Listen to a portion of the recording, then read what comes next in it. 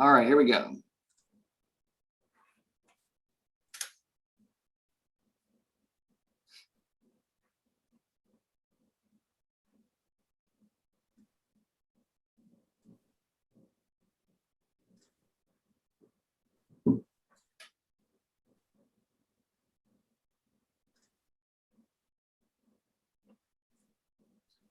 Good morning, everyone. Thanks for joining us. We're going to give people a couple minutes to get in here, and so we'll be with you here about 9:02.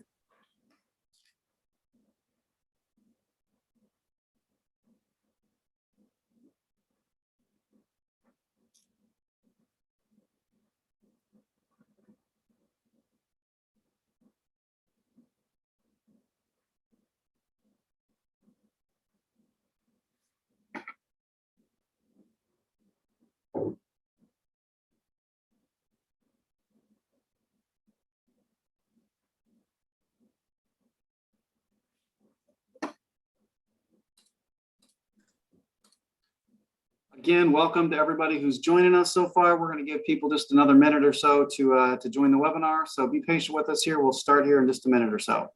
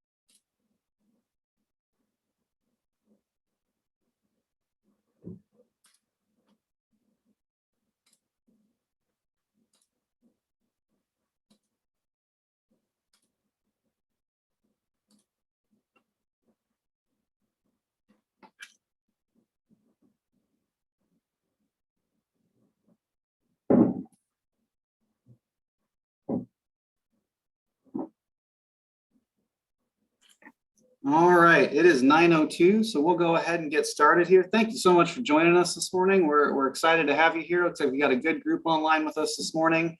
This is our final virtual teacher training of the summer. So when we started planning these a year ago, we started kind of brainstorming what we wanted to do this summer, and we weren't sure if this would work to have these 2-week blocks and mailing boxes. And from our perspective, it seems like it's worked really well. So let us know as you fill out your reflection today. If you've attended these this summer and have some feedback for us, we welcome any feedback you have, and we'll see what next year looks like. But we've learned a lot by doing these this way here this summer. Before we get started with our second week of specialty crops, I wanted to just go through the box and kind of show you what's in there. And so just so we didn't forget to talk about any of the things that we're going to look at today. So you've got a few things that are going to be used for some lessons today. So you've got some radish seeds and some toilet paper, some popsicle sticks, paper plate. Those are all things we're going to reference later on with the lessons. You've got paper copies of all the lessons that we're going to talk about. Those are also available on our blog page for today's site, which we'll show you. We're really excited about this. This is our apple pumpkin poster. And so we came up with this past year. And so one side are the most common varieties of apples grown in Illinois. And on the flip side are the most common types of pumpkins grown in Illinois. So our goal was to give you a bulletin board for both September and October in your classroom. And so lots of great facts on there. We've also got QR codes that you can scan that takes you to the Illinois Specialty Growers Association Market Maker Shop Local app, and it allows you to find farms in your local area and find out what's growing in your local area. So another great thing to do with students as well. We've given you some copies of our ag mags that pertain to specialty crops. You've got those. You've got a magnet that shows you what's in season in Illinois in various parts of the year. You've also got a buying guide for selecting produce. And then we also threw in here this, it's called Accurate Agriculture, Powerful Stories, Diverse Voices. This is a project we've been working on really over the last year and a half, I would say. And the idea behind it was to try to identify books that are accurate agriculture books, but also bring in a number of different perspectives and diversity, and particularly in underrepresented groups. And so The interesting thing is a lot of these books, most of these books are books that we've been promoting and been using for years. It's just we wanted to get a list together of these books in one place. And so there's a lot of great titles here. We've talked about some of them throughout the summer, but we wanted to give you a copy of that as well. Kevin's presented on this a couple times, and so we've been promoting it quite a bit, but we wanted to give you a copy of that also. So, all right, the last thing in there is this looks like a spaghetti scoop, which you could use it for that, but it's actually a pumpkin carving spoon. And so the idea is that you can actually carve the pumpkin and then scoop out the insides with it. So you've got your very own Ag in the Classroom pumpkin carving scoop for later this fall also. All right, so that's the contents of your box. With that, let's go ahead and get into some of these lessons. I'll let Stephanie go ahead and share her screen again. Okay, let's see here. All right, so today we have a variety of activities that all focus on our specialty crop idea, or this different group. And I think, thankfully for Chris, he explained what specialty crops were on our very first week. So anything, that's not our primary corn, our row crops that are more well-grown or at a larger acreage. So today we're going to be looking at some more activities, and of course our week 2 it's the week that you guys also can do the activities along with us. Now, a lot of the activities that we included this week are going to be a little bit more time consuming in terms of like cutting and coloring. On the little note, if you had gotten in the pink note, it said you could go ahead and start coloring and cutting some of the stuff out ahead of time if you had the extra time. If not, there is no issue with that. And so what we want to do is provide another little Facebook competition to offer some prizes for you guys. Chris, do you want to explain our Facebook thing for today?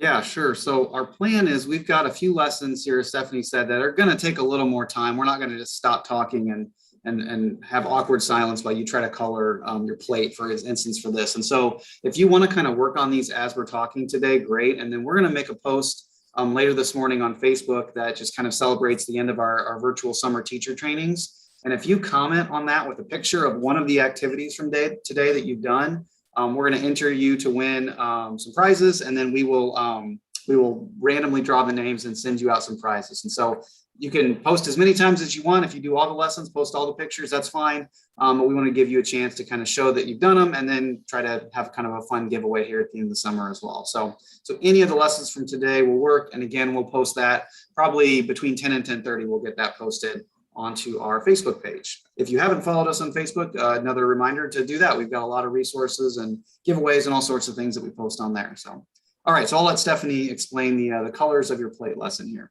Okay, awesome. Thanks, Chris. Yep, so we're super excited. I can't believe it is already the last presentation of the summer. So the colors of your plate, this activity pairs with the book Auntie Yang's Great Soybean Picnic, written by Ginny Lowe, and then illustrated by her sister Beth Lowe. And so this really takes into account not only, our diversity and the difference with food and nutrition in a variety of different cultural backgrounds, but it really does hone in on nutrition. And that's kind of the whole point, and looking at where does your food come from. So before I move on to the actual activity, I want to just highlight a couple more books that you could pair along with this. So we have Who Grew My Soup by Tom Darbyshire. And that just follows a little boy who's looking at what's in his soup, and he's not going to eat it until he knows where all of these, different vegetables came from. And so he travels around the world and learns about where all of the different vegetables are grown from and how they're grown, and, that whole process of getting into his soup. The second book over here on the right-hand side is called Try It.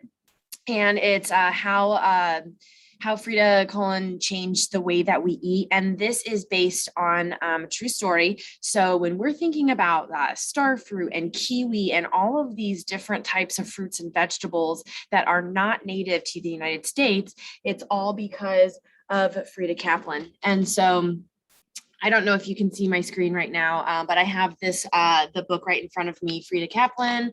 And it's a really phenomenal story about how she started introducing a lot of unique fruits and vegetables to farmers markets and the market. And some people were, very hesitant to try it at first. And then, but she is really the one who introduced all of these into the United States. And so that's just an awesome book to read based on a true story. And there is actually a website. It's her website. Her daughters now run it, but it'll give you a timeline of all of when she introduced different types of fruits and vegetables. It'll talk about where these fruits and vegetables are native to, where they're grown, lots of really cool information. So I encourage you to check that out. And then of course, Hungry Planet, which is written by Peter Menzel and oh my gosh, I cannot speak today, Faith Dialuzio. Again, looking at different families around the world and what a week's worth of groceries looks like for them, what's included in there, what types of foods, where they come from, all of that fun stuff. So a lot of different nutritional information, and then broadening it to the spectrum of the entire world and our cultural backgrounds. Auntie Yang's, I just want to point out, if you look at the very front of this book cover right here, all of the illustrations are on this round sort of shape. And if you look closely, they're actually hand painted on ceramic plates. And so that's a really cool and unique type of illustrations. And so that's where we got the idea of colors on your plate, because the illustrations are on your plate. So if we move forward, I have a picture right there. Now, I didn't have a paper plate at home, so I just drew mine on a sheet of paper, but this is kind of what it would look like in the end. Now, if any of you are familiar with myplate.gov, this is where you are showing students, or where you get the information of what types of foods should be on your plate for every single meal and the amounts of those foods. And so on their website, they show that your plate should be separated into these different categories. And then of course you've got your dairy in there. And then their website also goes into, you can learn more about each of these different things. So what you could do is have your students, have them raise their hands. What are your favorite fruits? And, make a list on the board. Or, what are your favorite grains? What are grains? Let's define what that is. Let's look into that a little bit more. And then have your students draw what their plate would be made up of. What are their favorite fruits and vegetables and grains? What would they think of as the ideal meal that is healthy? Now, if you have students talking about, oh, I love pizza and I love cheeseburgers, that's all right. And you can talk about, maybe don't eat that every single day, but where, if we're thinking about pizza, what is the crust made from? What is, the sauce made from? Where does the cheese come from? So there's a lot of really good discussion that you can have just by, talking about this, and then giving them the freedom to draw and color, get some of their artistic skills out. And then, you have your color on your plate and you can talk about it. Students can share it. You can hang these up in the hallway or on your bulletin boards. And you can do a lot of different things like that. So that is our colors of your plate activity. I'll kind of extend what Stephanie said with that too. A lot of one of the main themes that comes out of Auntie Yang's Great Soybean Picnic is this idea that different cultures have a lot more similarities than differences. And so, we eat a lot of times similar or the same foods, but we prepare them differently, or we harvest them at different times. And so food is a really great way to kind of introduce those ideas of not only celebrating our differences, but also better understanding our similarities. And so getting students to kind of think more closely about what they eat and how they prepare it and those kind of things is a good conversation to have, and one that they maybe sometimes kind of take for granted. So along that same line, we've got a new lesson here called our specialty crop self-portrait. So we really like this. We base this off of, there's an actual Italian painter. You can see some of his paintings down below here. I will probably mess up his name, but it's Giuseppe Arcimboldo. He's an Italian painter, and he would paint portraits. And instead of just painting the portraits, he would paint them as if they were a mashup of all sorts of different objects. And primarily he used foods. And so we took that to the next level and decided we want to help students to make a self-portrait using specialty crops. And so in your lesson booklet that we gave you, this is the first lesson that's in there. And so if you're going to do this yourself, we did put these back to back on here. And so you're going to have to sacrifice one of your head shapes in order to cut out the vegetables. But you have a pumpkin and a watermelon to use as the head.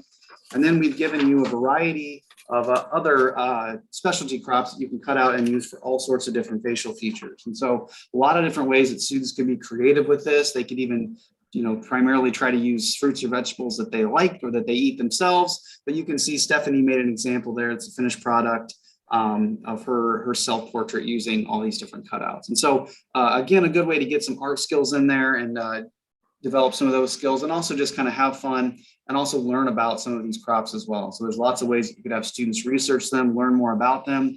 There might be some in here that they don't recognize, and they could take a chance to learn more about them and try to figure out, well, even if I don't recognize it in its original state, maybe I do eat this. For instance, wheat might be one that students don't recognize the plant, but they, many of them would eat wheat every single day in some form or another. And so a good way to kind of introduce some of those concepts as well and help them better understand the foods that they're eating every single day. So again, we don't have time to give you a chance to do that during the presentation, but feel free to work on that as we talk. And then again, if you want to post a picture of your self-portrait onto our Facebook contest, we would love to see those. So that is our specialty crop self-portrait. We had a couple books there that pair well with this that both deal with students, young people growing vegetables. And so both Harlem Grown and Michelle's Garden are both really good ones for that. If you have some kind of school garden, want to talk to students about, especially urban agriculture, both those books would pair well with those ideas as well.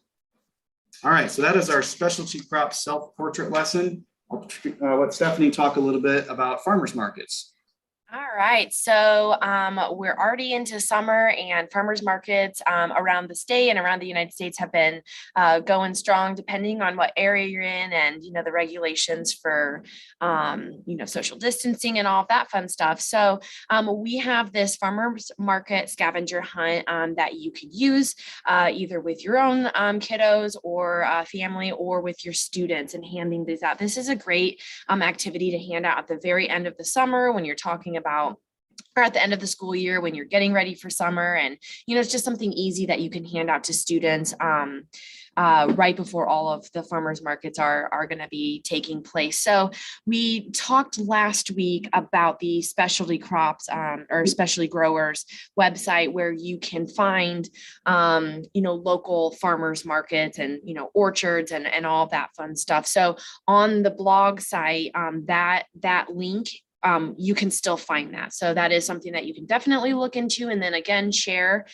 with your students and your friends and families, and then challenge them to take this scavenger hunt along with them and see if they can X off all of the different categories. And so to go along with that, we have Farmer Will Allen and the Growing Table, based on a true story about Will Allen, and then Right This Very Minute. So Will Allen's that book is written by Jacqueline Briggs Martin, and then Right This Very Minute is written by Lizel Dedelson.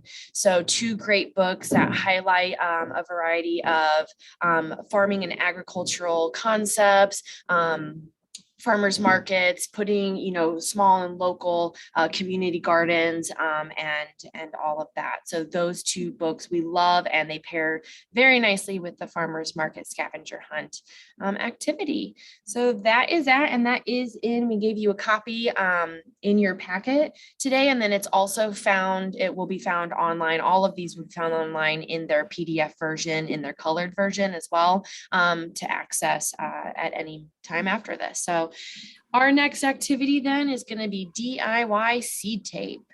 All right, so this one we are going to ask you to do with us here if you can. If you have a little spray bottle, that would be ideal. If you don't, you can still kind of use your fingers and kind of mist your paper with water, and it still gets the same effect, but a spray bottle definitely works a little bit better. So if you're not familiar with the idea of seed tape, and so this is something that you can buy, it's in garden supply stores, any place that sells seed would oftentimes have seed tape. And basically the idea is it's supposed to be a labor saving thing for gardeners. And so it's a biodegradable paper that has the seeds placed at the exact spacing that they're supposed to be planted at. And then you can buy it, you cut it wherever the end of your row is and just bury that whole tape in the ground, and then your seeds germinate. And so it's just a labor saving thing to allow gardeners to garden more efficiently, I guess. So this is a do-it-yourself option, and we decided to pull in some math concepts with this as well. And so you can see you've got the lesson in your booklet as well. We don't have the full lesson plan in there. That is available on the blog site for today, but the 2 student worksheets are right here in front of you on the screen. So the idea is we get students to think about the size of their garden, how long their rows are, depending on how far apart they place their rows, how many rows they could fit in, and then ultimately how many vegetables could they grow in that space. And so to make your own seed tape here, we've given you a couple things. So you've got a piece of 1-ply toilet paper, and then you've got a little packet of radish seeds here. And so it's going to be difficult for me to actually do this because I'm going to just end up spraying my laptop here as I explain it. And so I'm just going to tell you how to do it and then have you kind of do it in front of you, again, away from your electronic device that you're watching with here today. So 1-ply toilet paper is the way to go. It's just thin enough that it'll work and still allow those seeds to pop through. And so what you'll do is you'll just lay your toilet paper down in front of you on the table. And you're going to mist that with your water bottle or with your fingers, however you can wet that down. Don't dunk it completely underwater because it'll just kind of disintegrate. So it does need to just be damp but not sopping wet. And so once you've misted that, you're going to take your radish seeds. And it says on here to sow these in rows about 6 inches apart. And so the rows themselves will be 6 inches apart, but we need to decide how close we want to space them in our row along our piece of toilet paper here. So the most common way to plant radishes, and how most gardeners and anyone who would grow radishes commercially would typically place them, let's say 2 to 3 inches apart, right? And so then as the radish grows, it expands and there's a little bit of space in between each of those radishes in order to grow. So that's the kind of conventional wisdom, right? That we would space these in rows. The rows would be 6 inches apart, and then in the row, the spacing would be about 2 to 3 inches. So that's typically what we'd recommend that you do for your seed tape, right? So you could open your packet. You're gonna, for students, we ask them to lay a ruler down. So we get some measuring skills here in reading a ruler, and they would place their seeds along that seed tape at that measurement. At that point, once they've got their seeds out, they would fold this over. And so that the radish seeds would be in this little fold, and then you'd mist it again. You're gonna mist your toilet paper again. And then fold it over one more time. So you kind of create like a pocket in there where those seeds won't get out. Once you've done that, if you pat the seed tape and kind of press that paper down, that water's kind of loosened up the paper fibers on the toilet paper a little bit, and it allows it to kind of adhere to each other. And then if you let it dry, then your seeds will be kind of imprinted onto that paper and they'll stick where they are. And then you could go out and bury this in your garden and be able to have your own little row of radishes. Another way you can kind of look at this with students, and this would be a good kind of inquiry experiment, especially if you've got some kind of school garden or someplace that you could grow a few things. Radishes can also be grown in clumps. And so what I've seen some small growers do, so primarily growers who would sell like to a farmer's market, for instance, where they're not growing acres and acres of radishes, but they maybe have a few beds of radishes. But you can actually plant radishes in clusters of 4 or 5 seeds and then space those out 6 to 8 inches. And the idea is that the radishes will grow and they'll expand outward from that clump. And then it helps you in harvest time then that you can just pull up the entire clump and you've got a whole bunch of radishes in your hand, as opposed to trying to have to harvest those radishes individually. Essentially, they grow the exact same way. We're just changing the spacing to allow them to grow a little bit differently to change how we harvest them. You know, if you want to think about this in terms of your students, a lesson to share with them is, conventional wisdom says that a radish would grow the best if we do it this way. But sometimes we can still grow in different ways, and everybody's going to grow a little bit differently. So think about that with your students as the focus continues to be on differentiated instruction. There's a lot of different ways that students could grow, and this is kind of a nice lesson to be able to show them, and actually literally show them by growing some of these things, to show them that, yeah, things can grow differently and still be successful and still be all right. And so this is a great way to kind of show that. So radishes are a really excellent crop to do if you're doing any kind of experiment or school garden type thing. They grow really, really quickly. Depending on the variety, they can be grown in a number of different times, but they grow really well in spring and fall. And so the times when students would typically be in school is a time where you could plant radishes and be able to harvest them before the school year ends, and then also get another crop in the following fall as well. And so lots of things you can do with those short season crops if you're trying to grow things with your students. So that's our do-it-yourself seed tape activity. Again, could be an inquiry experiment to have students change the spacing, try to do some in clusters or groups, and kind of see which grows best in their garden. Lots and lots of books out there that are great gardening books. We've had a couple on that first slide. The Curious Garden and Plant the Tiny Seed are both ones that we really like.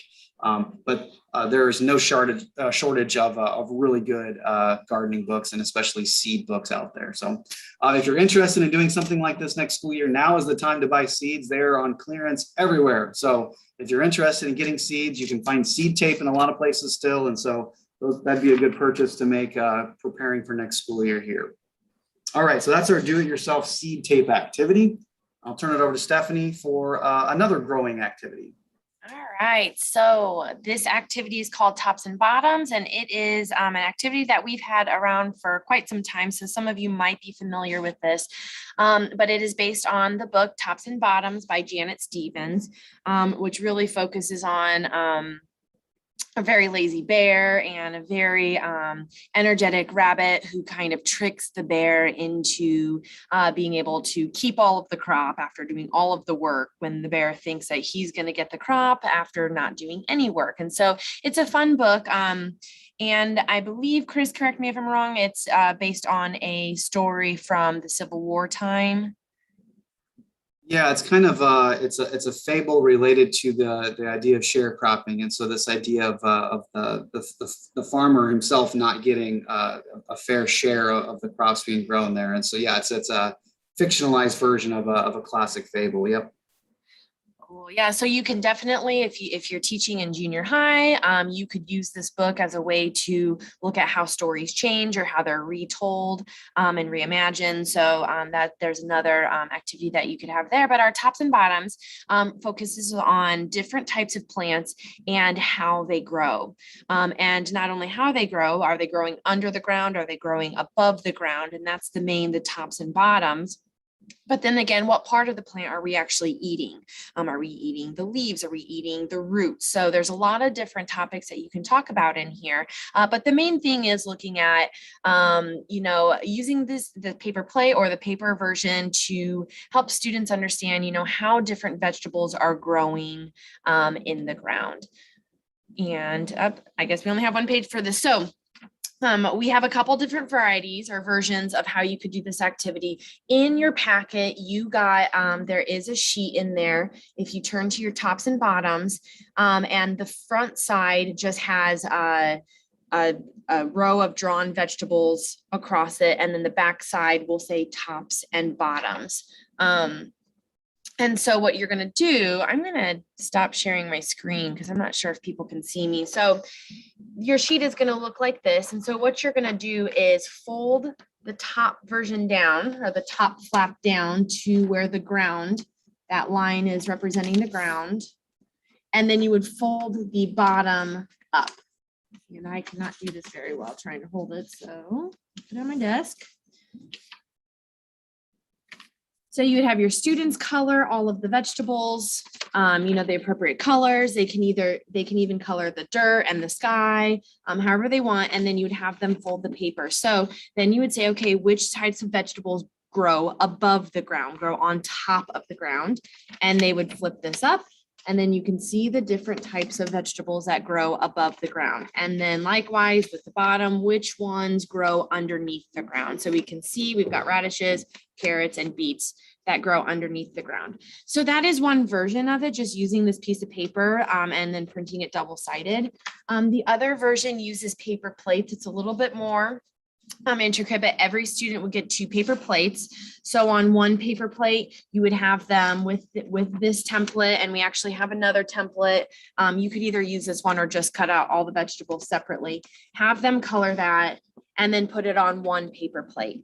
Then the other paper plate, they would write tops and bottoms on, cut in half, and then you could use these brass brads to connect it. So then you would have The same idea, which vegetables grow on the top, and you've got those, and which ones grow on the bottom, and then you can see the ones that are growing underneath the ground. So two different versions show the same exact concept, but again, we're looking at that idea of how do different vegetables grow, and then again tying it in, which ties well into our next lesson also of what part of the plant do we actually eat. So that is our tops and bottoms activity. And then Chris is going to talk to you guys about our next one. This is brand new lesson that our intern has created. So Chris, I'll leave it to you.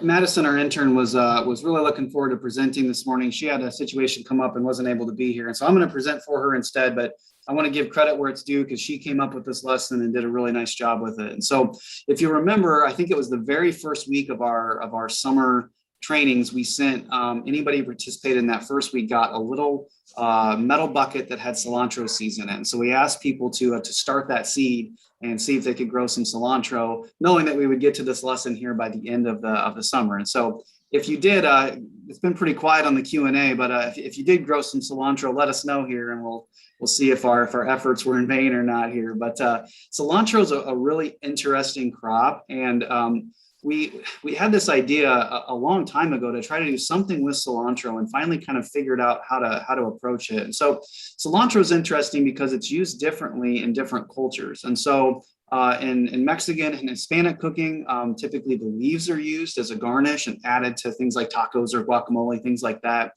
In Indian cooking, they use the seed, which is called coriander. So it's the exact same plant, right? If you have coriander seed in your pantry, that is cilantro seed. It's the same thing. It's just different cultures refer to it in different ways. So the full coriander seed is used in cooking as well as it's ground up and used in a number of spices, primarily in Indian spices. Garam masala has a lot of ground coriander in that seasoning mix as well. And so we wanted to kind of approach this lesson by looking at the ways that different cultures use the plant differently. And so what we came up with was, you can see this diagram of the different parts of the coriander plant. Now, different cultures, some cultures call the plant coriander plant, some call it a cilantro plant. Typically in America, it's referred to as cilantro. We refer to it as coriander just to make it completely consistent. And then we refer to the leaves here as cilantro leaves. You can see here, we've actually got cilantro seeds there as well. The cilantro seeds themselves are kind of interesting, and it'd be another little kind of mini lesson that you could do with students. And so think about how peas grow in a pea pod. Technically, coriander seeds are the pod. And so you can actually break those seeds apart, and there are multiple seeds inside of that seed pod. And so you can just plant the whole pod, and then multiple cilantro plants can grow out of it, or you can split those apart. And so some growers, when they would get coriander seed to plant, they actually pay a little extra to get what are called splits, where by a machine, they've actually crushed those seed pods up, split them apart, and then they germinate much better. And so again, another little mini activity you could do with students is you can actually take the seed pods, and if you put them between two plates or two bowls and just kind of press them around, kind of like you would mill something, it'll actually split those apart, and you could do a little experiment to see, does it actually help germination, right? Do the seeds actually germinate better if they've been split apart ahead of time? And so this lesson identifies the different parts of the plant, and then also gets students to kind of think about how we use different plants differently in cooking. Cilantro is interesting too, because there's a certain proportion of the population that cilantro tastes like soap to them. And so there's been research done on this. And one idea is that those people have a particular gene in their DNA that makes them have flavor receptors that everybody else doesn't have. And so cilantro tastes different to them because of that reason. And so it's definitely a crop that has very strong emotions one way or the other. And so it's a good one to kind of talk to students about, because they might have some opinions on it as well. Some books that are some great multicultural books that would pair well with this. This first one is part of our book grant program here this year that Stephanie's going to talk about later. Nachos. It's the story of the person who literally invented nachos. And so some nice cilantro connections there with Mexican cooking. And we've got two books with Indian American characters that are both really good. Nina Soni, Master of the Garden, is a middle elementary book. It's an early chapter book. Lots of really great gardening information in that. The main character starts a garden at her house and builds raised beds, and it does all sorts of gardening thing throughout it. And then American as Paneer Pie is another great one. Again, focusing on Indian American characters. And so some great books to go with that. We've also given you a copy of our Seasons Ag Mag, which is basically our specialty crop ag mag. It goes through crops that are grown in Illinois throughout various seasons throughout the year. So that's our coriander and cilantro lesson. Again, there's a lot of background information that kind of talks through the different uses for that plant and how you kind of introduce that to students as a way to kind of talk about culture as well. All right, next I think we have our pumpkin catapult. Yes, we do. All right, so this is another new one this year. We really like this lesson. When we've done our in-person presentations with teachers this summer, every time I would do this lesson, I would lose them because they would be launching stuff across the room for the next 10 to 15 minutes. And so this is a crowd pleaser. This is one your students will like. And we wanted to make something where it wasn't just build something where you can throw stuff around the classroom, but let's actually turn this into an experiment. So you can see here, again, you don't have the full lesson plan printed, but the full lesson plan with all the student worksheets is on our blog site that we'll point that out here before we're done today. So essentially we ask students to think about a design for a catapult. We ask them to design it, to build it, and then they're gonna actually launch using that catapult. Our thought is that in the fall, you can get the little pumpkin candies. Kind of tastes like candy corn, but they're in the shape of a pumpkin. So that would be their pumpkins that they would launch. And so you can see on the student worksheets here, we asked them to lay out a yardstick, measuring tape, and so that they're able to actually document how far they're able to launch their pumpkins. They can develop an average. They can change the design and see if that improves their distance. We also asked them to do a little bit to map the trajectory of the pumpkin, and so kind of chart that. And then we have some questions that kind of that they can go through and kind of analyze that a little bit more.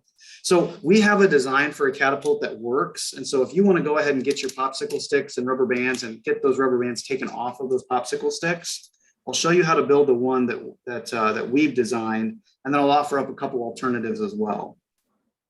If you'd like your students to experiment with this and actually try to design their own, I highly encourage it. The bottom right there is one that my son, who's 7, did this summer. And I just gave him a pile of stuff and said, go for it and see what you can come up with. The one that I came up with uses 7 popsicle sticks. I think his used 47, but he was pretty proud of it. And to his credit, it did launch further than mine did. So there's a lot of potential there with getting students to kind of design their own.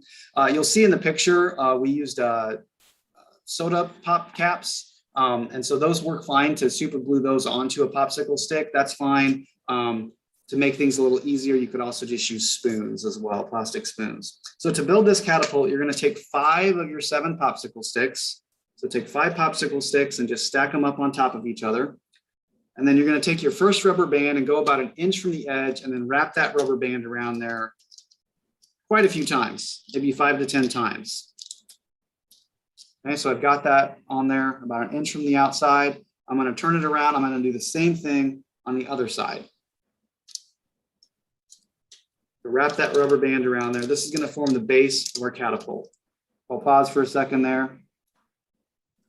So you've got rubber bands on each side of that.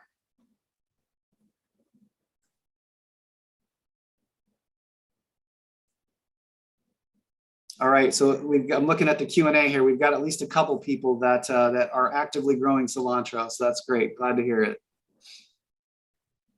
All right, so there's your base. You're going to set that aside for just a moment. You've got 2 more popsicle sticks and your spoon. You're going to stack those up on top of each other again. And I'm going to take my 3rd rubber band, and again, about 1 inch from the bottom of that spoon, I'm going to wrap this around there. And this one you definitely want to get pretty tight on there. This is going to become the throwing arm of the catapult. And so again, another way for students to experiment by changing how many times they wrap it around, by changing its location on there, is going to change the ability for their catapult to launch. All right, so I've got 2 popsicle sticks, my spoon, and my rubber band binding them together. If I split the 2 popsicle sticks apart, kind of put a finger in between, and I want to put the base that we made earlier perpendicular in between those 2 popsicle sticks. So you can see that kind of lifts up that throwing arm and gives us a chance to launch. Your 4th rubber band, you are going to but diagonal across that point where they come together to keep it together. So there's not a certain way to do this, just get it wrapped around there. I just broke mine, so don't do it that way. But basically you're gonna keep that joint together with that rubber band. And then you've got your pumpkin catapult. So unfortunately we can't see you, but you know, find something to launch there at your table there at home and see how far you can get stuff to launch. So again, every time we presented this, people get really excited about it. It goes really well with this book down at the bottom right called The Great Pumpkin Smash. This is part of a new series called Makers Make It Work.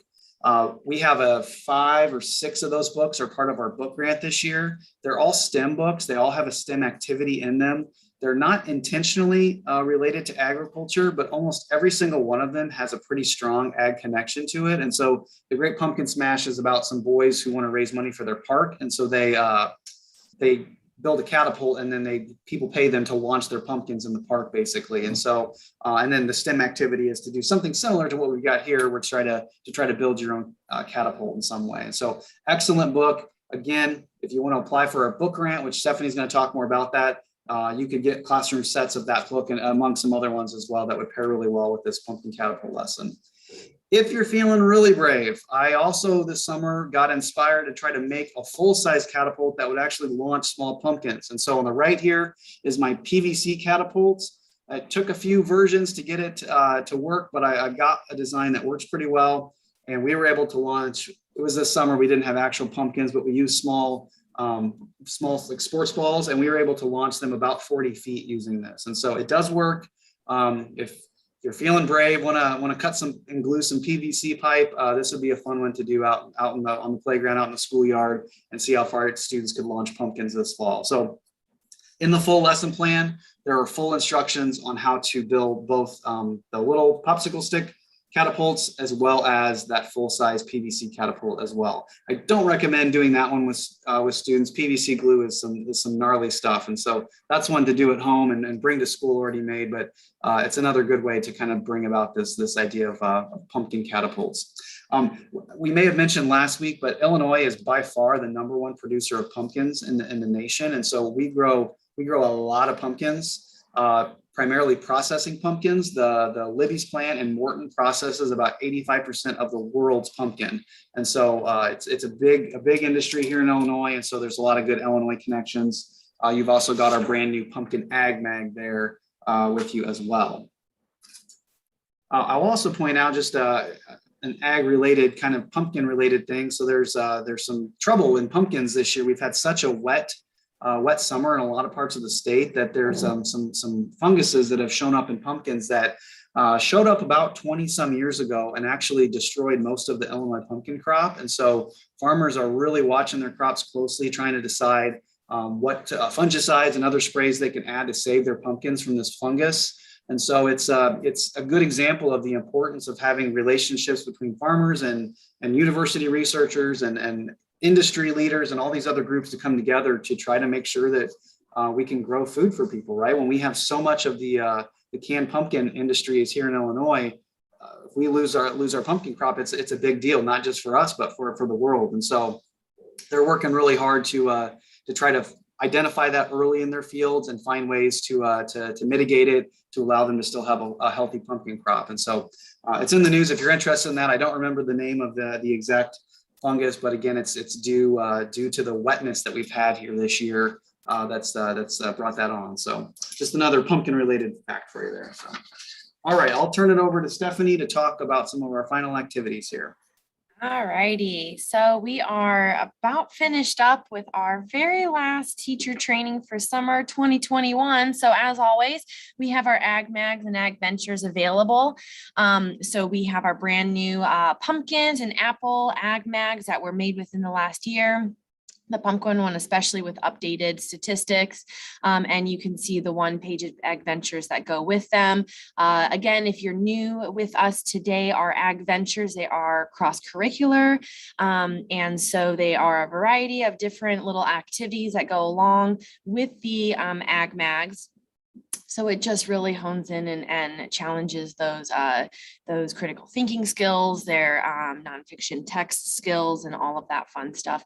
Again, all of our ag mags are online, and all of a sudden I cannot think of any words, but interactive. They are interactive. That's the word that I was looking for. So if you go to our website and find our ag mags, you can see even in these pictures, they have like these little leaves just kind of hidden in there.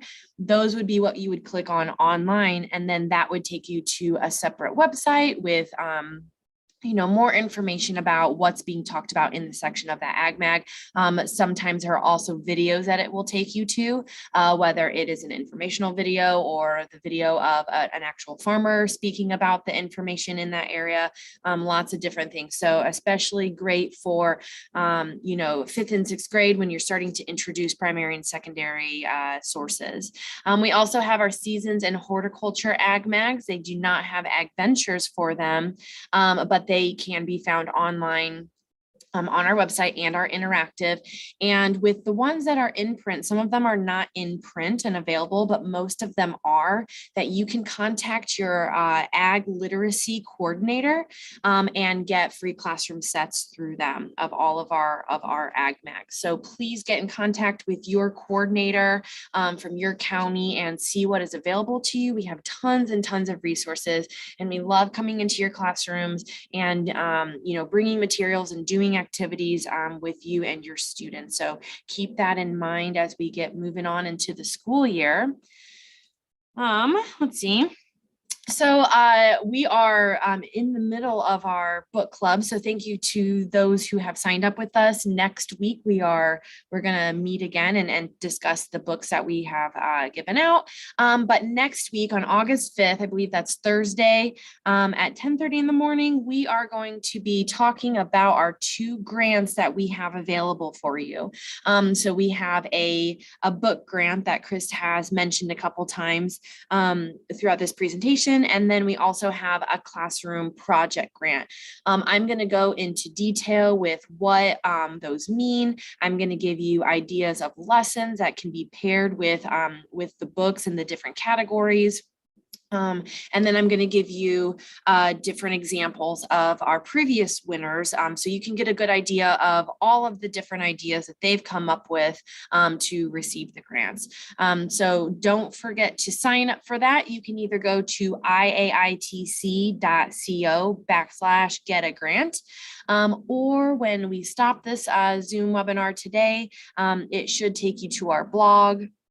And you can definitely find it right there. We have the sign up for that on the blog, or you could go to www.wordpress. I'm going to skip this site real quick. beyondthebarndoor.wordpress.com, and then click on the teacher training tab, and that will be your third way of being able to find that information. Before I go back, don't forget to follow us on Instagram, Facebook, and Twitter. Our Facebook is going to be the number one place where you're going to find lots and lots of information. Our Instagram, we're also very, very active, more so during the school year. We've got a lot of cool things coming up that we want to be sending out on our social media. So don't forget to follow us. Instagram at IAITC. Facebook is just Illinois Ag in the Classroom. We do have a Pinterest page where we're posting a lot of stuff, or trying to keep up with that. There's a lot of stuff, so sometimes we're not as good as keeping up with that. But also we have our Twitter, which is more, retweeting different agricultural news and articles. So don't forget to fill out the reflection for today. The little URL is right there, IAITC.co/July 27th. And it will be the very first link. And then 2 underneath that will be the grant, but this should take you there right when we get out of here. And we just want to say thank you guys so much for joining us. For those of you who have been with us for every single presentation this summer, You guys are awesome. And for those of you who are just joining us today or for just a couple of sessions throughout the summer, you are also awesome. So thank you guys so much. We really appreciate, everything that you guys do with us and for us, and that you're there and using our activities. And we hope that we are doing what we can to provide lessons that are easy to use and fun for your classroom. So once again, thank you guys so much. Don't forget to watch for our post today. It's going to be between 10 and 10:30 about uploading your pictures of your coloring activities, any of the ones that we talked about today. Don't forget to upload a picture to join the drawing to see if you win a prize. So Chris, do you have anything else to say? We had somebody asked about where to contact your county level ag literacy coordinator. So I responded to that in the Q&A. There's a link there. You can also just go to our website, agintheclassroom.org. And on the right-hand side, it's the second button you can click. It says contact your county agricultural literacy coordinator. And so that gives you a full list by county. If you haven't connected with them, please do. They have a lot of resources at the local level that they can give to you for free. And so definitely, if you haven't made a relationship with them, we'd highly recommend that for sure. So otherwise, thank you so much for joining us. We are going to continue to do some version of teacher training throughout the school year. Some of you joined us for our PD and your PJs every month last school year. We're going to do some version of that. It will not be every single month. They may be pre-recorded. We're still figuring out the details, but stay tuned for that. We will let you know. And again, there'll be some version of our professional development during the school year as well. Another reminder, as you fill out that reflection, we'll send you a certificate of completion. Again, you're going to use that with your local unit, with your local provider to earn the PDCH. We're not currently an approved provider, and so you just need to work with your local district in order to do that. But districts around the state have been doing that all year. It's not difficult. It's just every district's a little bit different with that. So. Again, I think that's it. Let us know in the Q&A if you got any other questions or anything. And otherwise, we appreciate you coming and joining us this morning, and we'll see you next time.